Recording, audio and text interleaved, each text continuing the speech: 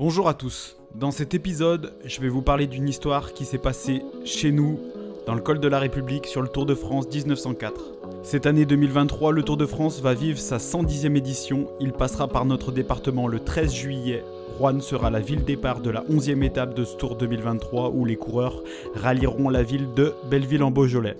Aujourd'hui, j'ai décidé de vous parler d'une histoire qui s'est passée le 9 juillet 1904 dans le col de la République, aussi appelé, vous le savez bien pour les Stéphanois, le col du Grand Bois, lors de la deuxième étape de la deuxième édition du Tour de France. 9 juillet 1904, le jour où plusieurs dizaines de Stéphanois ont attaqué le Tour de France. Mais d'abord, jingle. Voilà, comme si vous étiez dans le stade de Geoffroy-Guichard, dans le chaudron qui ce soir est bouillant. À minuit, dimanche, les coureurs de la Saint-Élion vont s'élancer dans le froid et la nuit, une course mythique. Quand on regarde le contenu du match, c'est vraiment mérité. Ces joueurs d'Andrézieux ont été héroïques.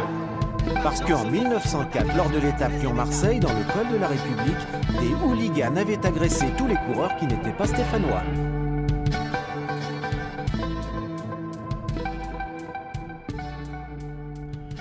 Tour de France 1904, 2429 km à réaliser en 6 étapes. Montgeron-Lyon, Lyon-Marseille, Marseille-Toulouse, Toulouse-Bordeaux, Bordeaux-Nantes et enfin Nantes-Paris. Bon, effectivement, il faudrait trouver quelque chose de plus difficile. Et oui, on entend souvent que la violence, le hooliganisme dans le sport est né avec l'émergence du football. Vous allez voir que c'est peut-être pas tout à fait vrai, peut-être un peu plus compliqué que cela. L'histoire que je vais vous raconter a eu lieu avant celle des Peaky Blinders, peut-être de quoi inspirer une prochaine série Netflix. Voyou, anarchiste, mauvais français. 9 juillet 1904. Ce jour-là, la 80aine de coureurs en lice, dont 3 Stéphanois, Henri Parret, Alfred Faure et Vasla, se sont élancés de Lyon pour rejoindre Marseille. Dans cette étape, Lyon et la cité phocéenne sont séparés de 374 km. Le col de la République, grimpé depuis Saint-Étienne, est au programme de cette seconde étape de ce Tour de France 1904. C'est mon vélo. M'en fous de votre vélo. Allez, allez. Je me dois de vous rappeler que les premiers Tours de France ne ressemblent pas du tout au Tour de France que l'on peut connaître aujourd'hui. Les étapes sont beaucoup plus longues, souvent plus de 300 km, ce qui n'est pas du tout le cas aujourd'hui pour en moyenne environ 170 km. Et vous vous doutez bien que les coureurs ne disposent évidemment pas des mêmes moyens techniques, technologiques, financiers, etc. L'assistance mécanique y est même interdite. Les courses s'apparentent plus aux courses de cyclisme ultra-distance que l'on peut connaître aujourd'hui, comme la Race Cross France ou encore les Biking Man. Le plus dur, c'est de s'arrêter à temps, tu vois. Faut pas s'énerver, tu vois. Faut savoir se calmer. C'est ça le plus difficile. Tu vois ? Il est bientôt 3h du matin quand les coureurs s'attaquent à l'ascension du col de la République depuis Saint-Étienne. Autour de 4h du matin, quand Alfred Faure, le régional de l'étape, place une attaque avant de basculer au sommet du col. Soudainement, 100 à 200 Stéphanois selon les sources. Entre parenthèses, ça me rappelle les différences entre les chiffres de la préfecture et ceux des organisations syndicales dans une manifestation. Bref, je reprends. Soudainement, 100 à 200 Stéphanois, sortis d'un virage, tentent de bloquer la progression des coureurs dans un climat de bagarre générale. Des clous sont jetés sur la route pour bloquer la progression des coureurs. Alfred Faure passe le barrage. Les spectateurs l'ont volontairement laissé passer. Ce sont ce que l'on pourrait appeler ses supporters. Ils l'ont laissé passer afin qu'il puisse remporter l'étape. Les spectateurs clament « Nous voulons la victoire de Faure. Garin, on aura ta mort, tuez-les ». Les spectateurs sont armés de pierres et de gourdins. Des coureurs sont blessés. Le coureur italien Giovanni Gerbi est assommé. Maurice Garin, vainqueur sortant du Tour 1903, qui sera d'ailleurs déclassé sur ce Tour 1904, reçoit des pierres dans la joue et des coups de bâton.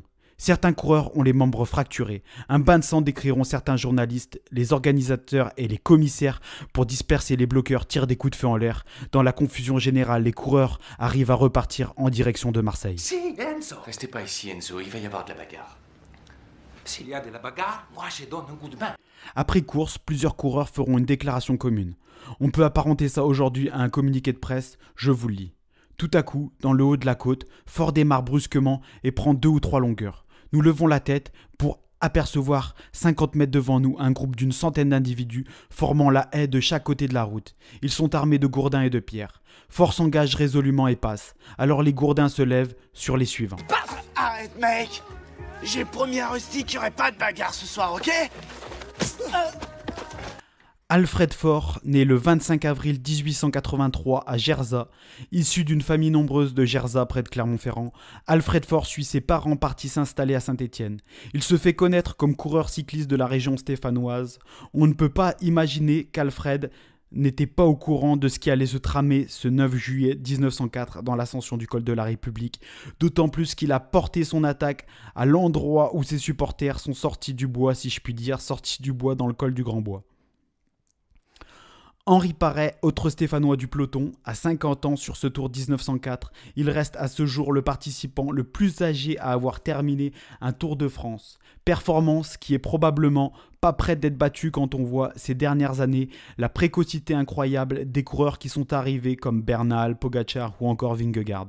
Henri Parret terminera ce Tour à la 11e place. Concernant le troisième Stéphanois, Vasela, je n'ai malheureusement trouvé que très peu d'informations sur lui, c'est pourquoi je ne vais pas aller dans les détails pour pas dire de bêtises. Surveille-moi bien ces trois imbéciles. Alfred Faure sera vainqueur de cette étape, mais abandonnera lors de la 4e étape. Henri Cornet, âgé de 19 ans, remportera ce deuxième Tour de France de l'histoire après disqualification des 4 premiers initiaux. Henri Cornet a réalisé les 6 étapes, soit 2429 km en 96 heures, à une vitesse moyenne de plus de 25 km/h. Ça ne vous parle peut-être pas, mais la performance est juste folle. Il faudra avoir un très bon niveau aujourd'hui pour réitérer la performance, d'autant plus que le revêtement des routes de l'époque est certainement pas celui que nous connaissons aujourd'hui, ni la qualité des vélos.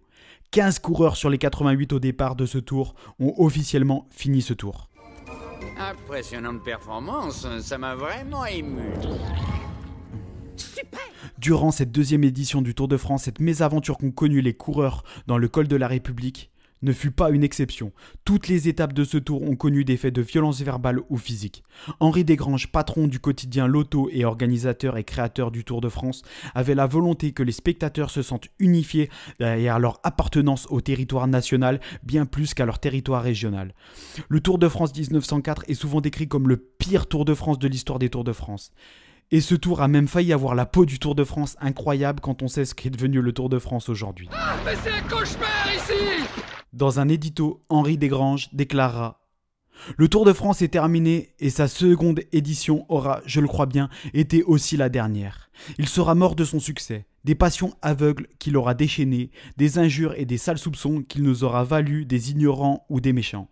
Et pourtant, il nous avait semblé et il nous semble encore que nous avions édifié avec cette grande épreuve le monument le plus durable et le plus imposant du sport cycliste. Nous avions l'espoir chaque année avec elle de faire à travers la plus grande partie de la France un peu de bien sportif. Les premiers résultats de l'an passé étaient pour nous montrer que nous pensions juste et nous voici à la fin du second Tour de France écœurés, découragés, ayant vécu ces 3 semaines au milieu des pires calomnies et des pires injures. Il n'y a pas de quoi pleurer, c'est... Le Tour de France, riche de cette mésaventure, ne viendra plus à Saint-Étienne pendant presque 50 ans. La capitale du cycle ne reverra le grand Barnum du Tour de France qu'en 1951. Vous partez pour quelle raison? 10 points de suture. Le col de la République, ou le col du Grand Bois, culmine à 1161 mètres d'altitude. Il est le premier col de plus de 1000 mètres à être franchi par le Tour de France en 1903, lors du premier Tour de France de l'histoire. Vous savez, la chance, c'est comme le Tour de France. On l'attend longtemps, puis ça passe vite. Chaque année, la journée Velocio, certains la prononcent à l'italienne Velocio, est une épreuve cycliste où plusieurs centaines de participants grimpent le col de la République par la route qui est d'ailleurs fermée à la circulation pour l'occasion et même depuis 2018 par les chemins pour les vététistes. Cette épreuve existe depuis 1922. Pour cet épisode, mes sources ont été le journal Le Monde, Wikipédia, la RTBE, les archives de la ville de Saint-Étienne et le journal Sud-Ouest. Un vélo. Philippe, qu'est-ce que tu faisais sous sur un vélo? J'espère que cet épisode vous aura plu. N'hésitez pas à le commenter et à le partager sur vos réseaux. Pour aider le podcast, n'hésitez pas à mettre des petites étoiles sur votre plateforme d'écoute digitale favorite et un petit pouce sur YouTube. À très bientôt pour un prochain épisode. Allez. Mais dites donc, ça fait 2 fois que vous me faites ça. Oui. Vous m'avez déjà pris mes chaussures, maintenant mon vélo. Eh ben alors, c'est normal, non?